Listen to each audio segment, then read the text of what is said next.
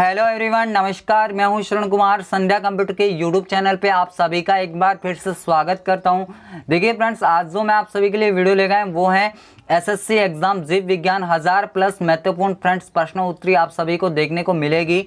और ये जो वीडियो है किन किन विद्यार्थियों के लिए इंपॉर्टेंट होने वाला है, तो जो विद्यार्थी एसएससी एग्जाम जैसे CGL, CHL, GD constable, CPO और एसएससी की विभिन्न परीक्षाएं और रेलवे की, जहां पे फ्रेंड्स आपके जीव विज्ञान का टॉपिक लगता है, उन सभी विद्यार्थियों के लिए ये वीडियो काफ़ी इंपॉर्टेंट होने वाला है। तो फ्रेंड्स, अगर अभी तक आप इस चैनल पर नए हैं तो प्लीज़ इस चैनल को सब्सक्राइब कीजिएगा और साथ ही बेल आइकन को क्लिक कीजिएगा, जिससे फ्रेंड्स क्या होगा कि इस चैनल के माध्यम से जितने भी क्लासेस आपके द्वारा आपके लिए ली जाएगी वो फ्रेंड्स सबसे पहले आप तक पहुंचेगी।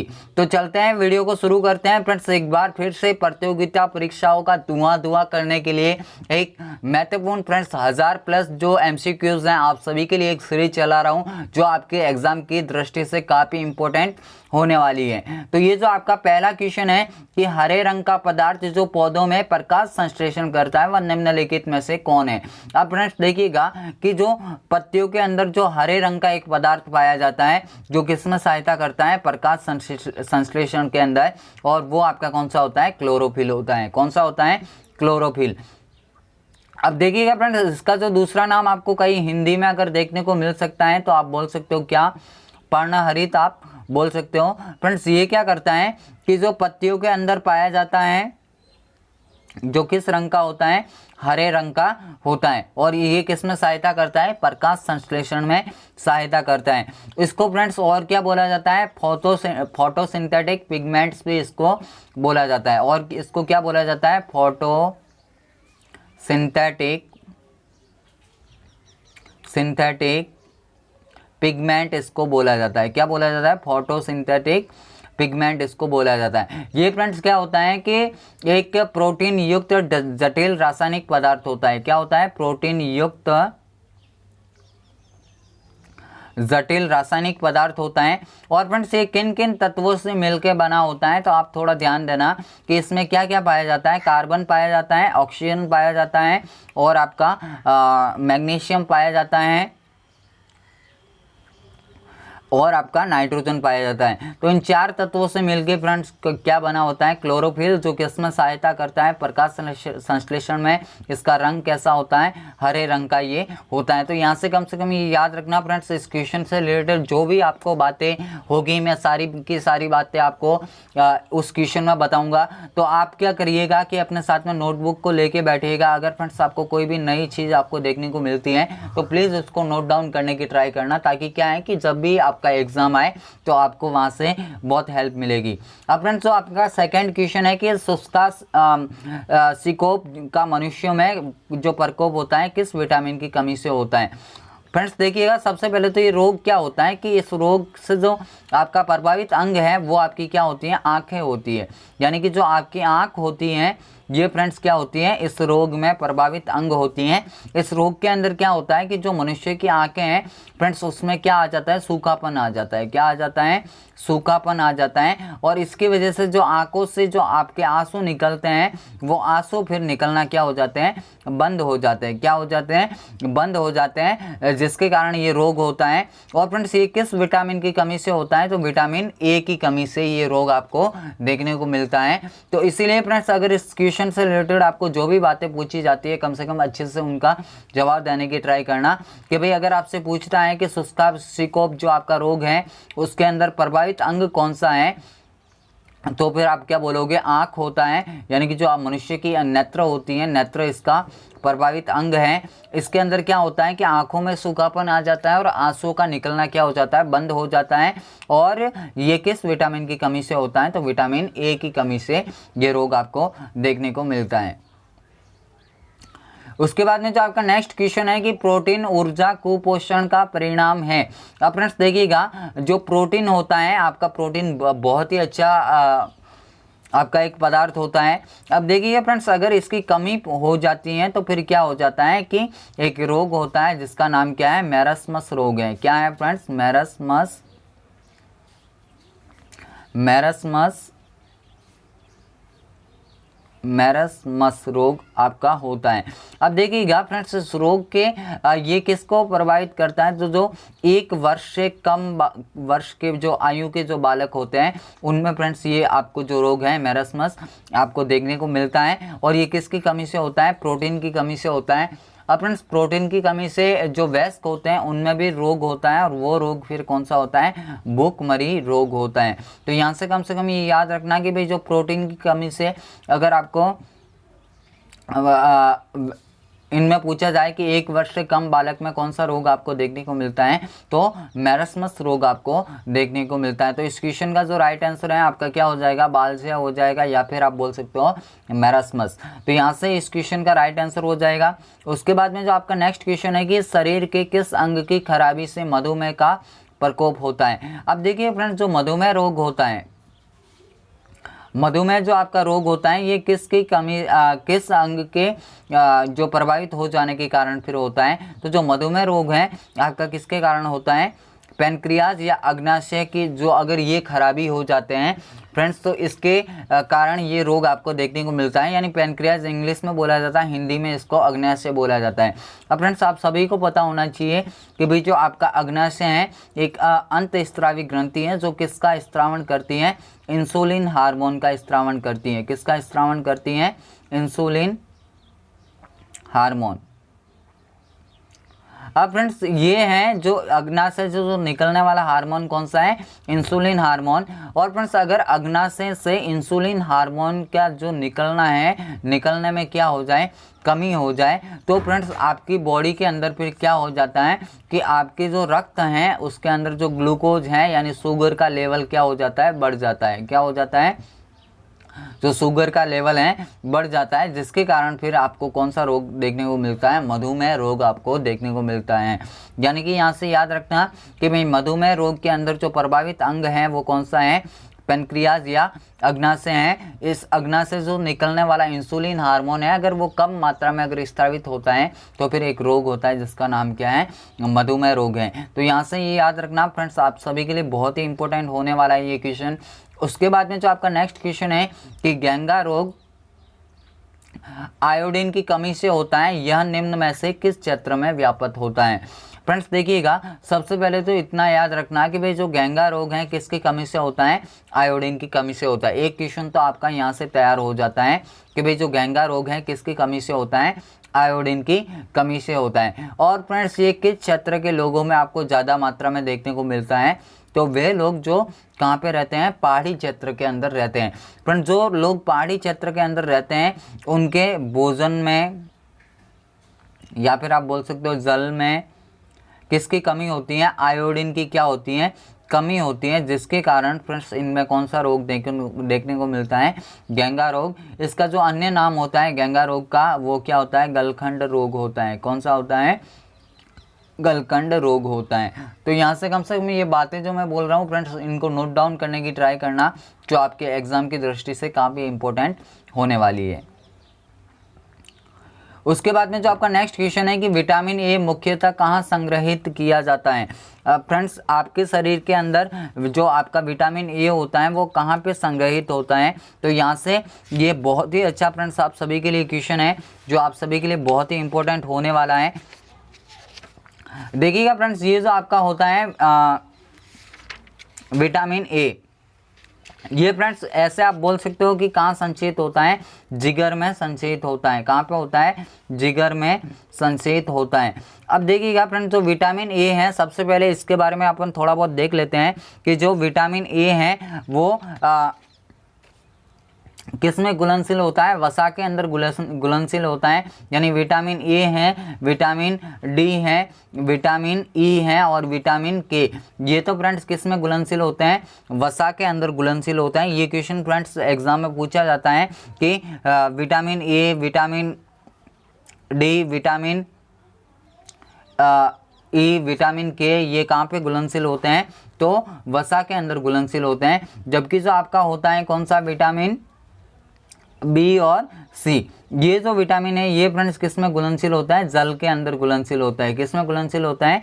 जल के अंदर। तो यहाँ से कम ये भी बातें आप याद रखना कि भाई जो विटामिन ए, डी, ई के हैं ये तो फ्रेंड्स किस में घुलनशील होते हैं? जल, वसा के अंदर। जबकि जो विटामिन बी और सी है ये फ्रेंड्स कहाँ घुलनशील होता है? जल के अंदर।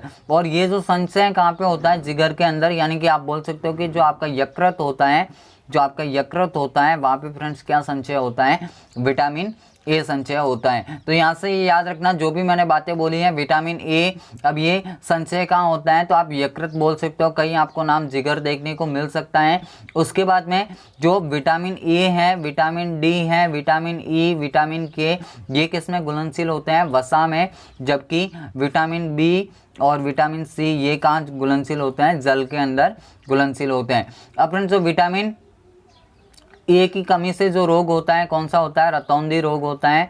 और रतौंधी रोग में फ्रेंड्स क्या होता है कि भाई अगर प्रकाश आपके सामने नहीं हो तो फिर आपको दिखाई देना बंद हो जाता है। तो ये कम से कम जो भी बातें बोल रहा हूँ इनके बारे में पता रखना। इस क्वेश्चन का जो राइट आंसर है आपका क्या हो जाएगा? यकृत हो जाएगा।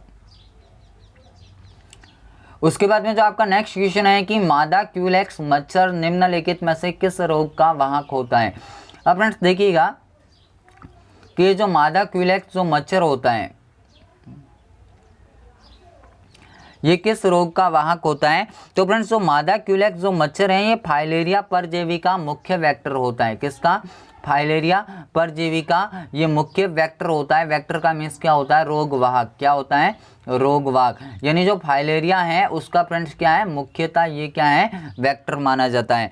अब फ्रेंड्स ये कहाँ जो हेलमिंथेस आपके समूह के जो प्राणी हैं, यानी कि आप बोल सकते हो प्लेटी हेलमिंथेस वगैरह हैं, उनसे जो होने वाले जो रोग हैं उनके अंदर ये फाइलेरिया ये रोग आपका आता है। जबकि जो फ्रेंड्स जो क्यूलेक्स मच्छर है ये कभी भी मादा मलेरिया है, डेंगू है, पित्त ज्वर है जैसे जो प्रचलित बीमारियां हैं उनका फ्रेंड्स ये प्रमुख वाहक नहीं होता है। तो यहाँ से ये पता रखना कि ये प्रमुख वाहक किसका होता है? मादा क्यूलेक्स फाइलेरिया का होता है। और ये जो हेलमिंथेस जो समूह के रोग हैं उसके अंदर ये आता है। उसके बाद में जो आपका नेक्स्ट क्वेश्चन है कि थायराइड ग्रंथि का स्थान होता है। तो फ्रेंड्स आप सभी को अच्छे से पता होगा कि भाई जो आपकी थायराइड ग्लैंड होती हैं वो आपको कहाँ पे देखने को मिलती है? गले के अंदर आपको देखने को मिलती है। अब फ्रेंड्स देखिएगा कि ये जो थायराइड ग्लैंड है इससे जो स्रावित होने वाला हार्मोन कौन सा है? थायरॉक्सिन हार्मोन होता है। कौन सा होता है? थायरॉक्सिन हार्मोन का क्या करती हैं? ये स्त्रावन करती है। थायरॉक्सिन हार्मोन का क्या करती हैं? स्त्रावन करती है। और फ्रेंड्स ये क्या करते हैं कि भाई जो दूसरे हार्मोन हैं आपके शरीर के अंदर जो दूसरे हार्मोन हैं उसको क्या करते हैं? सेंसिटिव करते हैं। क्या करते हैं? सेंसिटिव करते हैं। कौन? ये जो थायरॉक्सिन है ये क्या करता है फ्रेंड्स? जो दूसरे हार्मोन है उसको क्या करता है? सेंसिटिव करता है। और जो इसके जो प्रमुख 3 प्रकार हैं, यानी कि इसके जो थायराइड हार्मोन के जो प्रमुख 3 प्रकार हैं वो कौन कौन से हैं? तो यहाँ से ये पता रखना, एक तो THH यानी एक तो ये, और एक आपका कौन सा? T3 और एक कौन सा? T4। ये उसके प्रमुख प्रकार होते हैं किसके? थायरॉक्सिन हार्मोन के, जो कहाँ से स्रावित आपका होता है? थायराइड ग्लैंड से आपका स्रावित होता है। तो इस क्वेश्चन का जो राइट आंसर है ये कहाँ पे आपको देखने को मिलती है? गले के अंदर देखने को मिलती हैं। उसके बाद में जो नेक्स्ट आपका क्वेश्चन है कि निम्नलिखित गौ प्रजातियों में कौन सी प्रजाति देसी नहीं है? तो फ्रेंड्स इजी क्वेश्चन है, आप सभी को नाम से ही पता चल रहा होगा कि भाई इनमें से विदेशी प्रजाति की जो गाय हैं वो गाय की प्रजाति हैं वो कौन सी हैं? तो आप सभी को पता होना चाहिए कौन सी है? होल्स्टीन फ्रीजियन जो आपकी हैं वो कौन सी है? विदेशी प्रजाति की गाय हैं। ये फ्रेंड्स आपको कहाँ पे देखने को मिलती हैं? या तो उत्तर या फिर जो दक्षिण अमेरिका है, उत्तर या दक्षिण अमेरिका में पाई जाने वाली क्या है? एक गाय की प्रजाति है जिसका नाम क्या है? होल्स्टीन फ्रीजियन है। तो यहाँ से कम ये भी आप बातें याद रखना। उसके बाद में देखिएगा कि आयोडीन टेस्ट का प्रयोग किसकी उपस्थिति को जांचने के लिए किया जाता है? फ्रेंड्स अच्छा क्वेश्चन है आप सभी के लिए। तो देखिएगा कि ये जो आपका आयोडीन टेस्ट का प्रयोग है किसकी उपस्थिति को जांचने के लिए किया जाता है? तो देखिएगा, वैसे तो आपका जो है स्टार्च के परीक्षण के लिए किया जाता है। किसके लिए?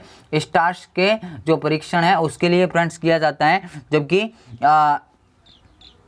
एक प्रकार से आप बोल सकते हो कि भाई स्टार्च कार्बोहाइड्रेट का ही एक रूप होता है, एक स्वरूप होता है, और इसलिए आप क्या बोल सकते हो कि भाई ये किसका परीक्षण करता है? कार्बोहाइड्रेट का करता है। तो यहाँ से कम ये आप याद रखना कि भाई जो आपका आयोडीन है, आयोडीन का प्रयोग किसकी उपस्थिति का टेस्ट करने के लिए किया जाता है?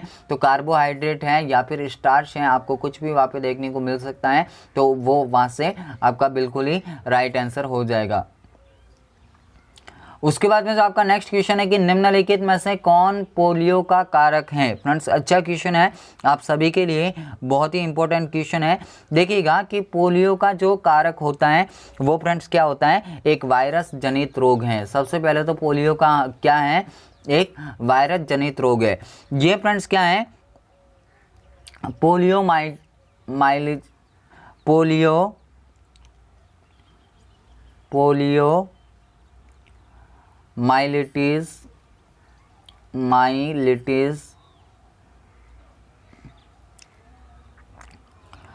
पोलियो वायरस का मुख्य कारक है, जिसे सामान्यतः पोलियो के नाम से जाना जाता है। फ्रेंड्स आप एक प्रकार से जो पोलियो माइसिटीज है, ये फ्रेंड्स किसका है? पोलियो का एक प्रमुख वाहक होता है, जिसको आप पोलियो वायरस के रूप में बोल सकते हो। अब फ्रेंड्स जो आपका पोलियो वायरस होता है, इस वायरस को किसने देखा है? तो कॉल जो लैंड स्टीनर है, लैंड स्टीनर ने इस वायरस को देखा है। किसने देखा था? लैंड स्टीनर ने। किसने? लैंड स्टीनर ने इस वायरस को देखा। और कब देखा है? तो 1909 के अंदर इस वायरस को देखा गया। तो फ्रेंड्स ये जो आपका पोलियो का रोग है, ये किसके कारण होता है? एक वायरस जनित रोग है। तो यहाँ से कम ये जो बातें बोल रहा हूँ उनको आप पता रखना। उसके बाद में जो फ्रेंड्स आपका जो नेक्स्ट क्वेश्चन है, बहुत ही इंपॉर्टेंट क्वेश्चन है फ्रेंड्स, स्टार लगा दीजिए, क्योंकि ये क्वेश्चन प्रतियोगिता परीक्षा में आपसे पूछा जाएगा। एक प्रकार से प्रतियोगिता परीक्षा का धुआं करने वाला फ्रेंड्स ये क्वेश्चन आपके सामने पेश है। तो देखिएगा कि एलिजा जांच किस रोग की पहचान करता है? तो देखिएगा एलिजा वैसे तो पहचान तो किसकी करता है? एड्स की करता है ना फ्रेंड्स। जो एड्स जो रोग होता है उसकी जो पहचान है किस टेस्ट के द्वारा की जाती है? एलिजा टेस्ट के द्वारा की जाती है। अब देखिएगा कि जो एलिजा का कभी कभार आपको फुल फॉर्म भी पूछा जाएगा, तो इसकी जो फ्रेंड्स फुल फॉर्म आप सभी के लिए होगी वो क्या होगी? Enzyme linked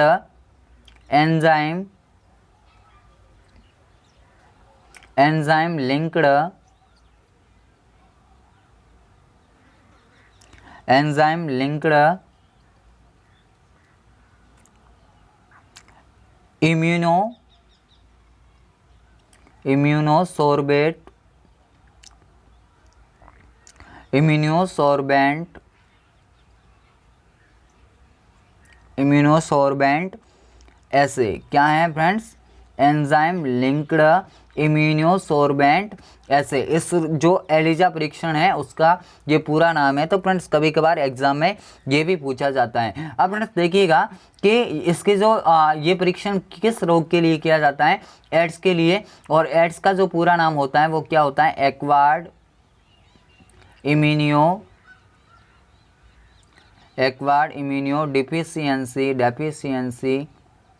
deficiency syndrome. इसका जो पूरा नाम है क्या है?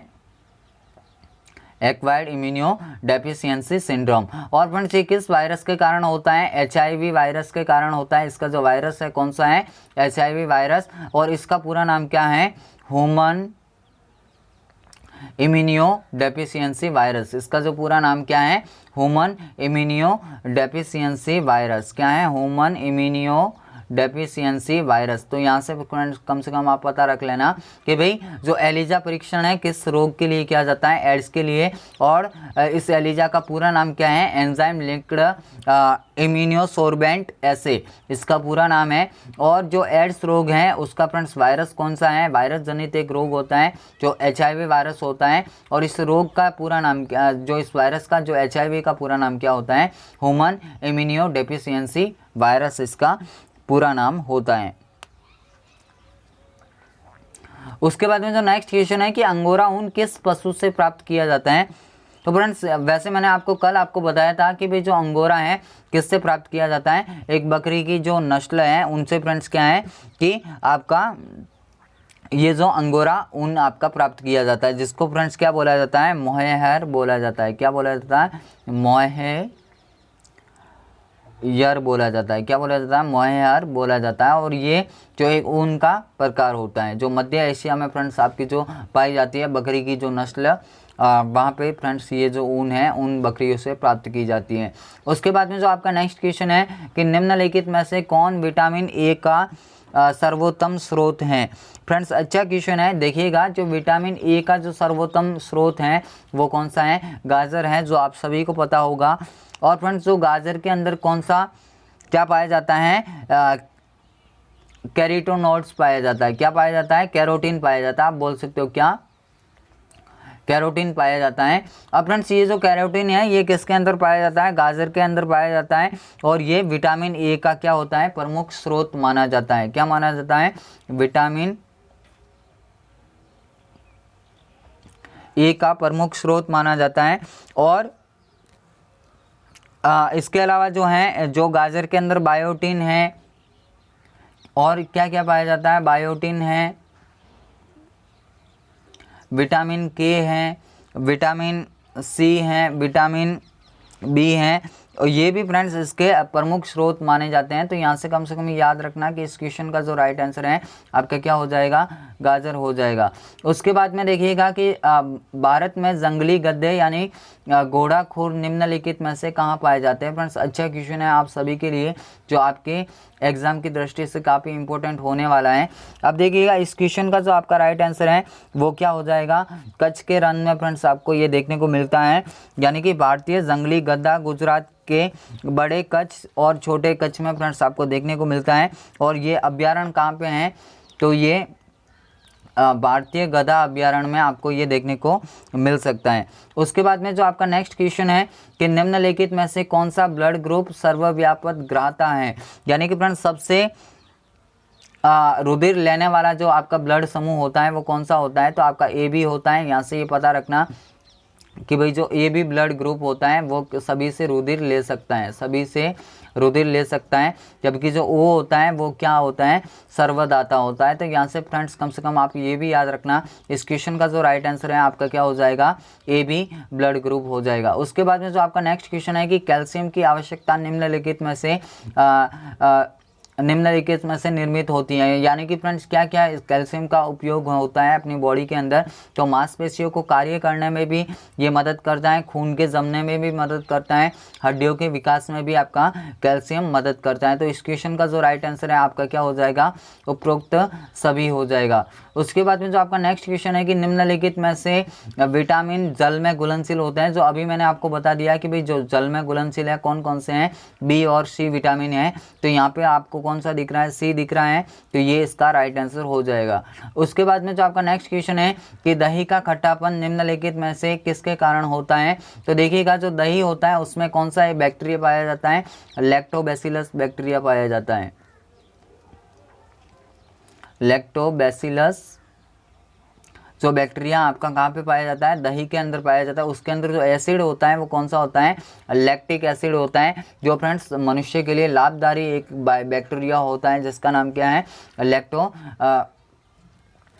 लैक्टोबैसिलस बैक्टीरिया उसका नाम होता है। ये फ्रेंड्स क्या है, दही दूध से जो दही जमता है उसमें भी ये अपनी यानी कि इसी बैक्टीरिया के कारण ये दूध का दही बनता है। तो फ्रेंड्स यहाँ से अगर आपको क्वेश्चन पूछा जाता है तो आप पता रखना इसका जो खट्टापन होता है वो कौन से एसिड की वजह से होता है, लैक्टिक एसिड की वजह से होता है। तो फ्रेंड्स उसके बाद में जो आपका नेक्स्ट क्वेश्चन है कि ब्लड कैंसर को आमतौर पर इस नाम से जाना जाता है। तो फ्रेंड्स देखिएगा जो आपका ब्लड कैंसर होता है उसको किस नाम से जाना जाता है, ल्यूकेमिया के नाम से जाना जाता है। यानी कि जो ब्लड का कैंसर होता है उसको ल्यूकेमिया भी बोला जाता है, लिम्फोमा, मायोमा, ये फ्रेंड जो भी हैं ये रक्त और अस्थि मज्जा के कैंसर होते हैं। कहाँ कहाँ रक्त और अस्थि मज्जा के कैंसर होता है, जिसको फ्रेंड्स क्या बोला जाता है, ल्यूकेमिया बोला जाता है। तो फ्रेंड्स ये थे आज के अपने 20 इंपॉर्टेंट एमसीक्यू। आई होप आपको ये वीडियो बहुत ही पसंद आया होगा।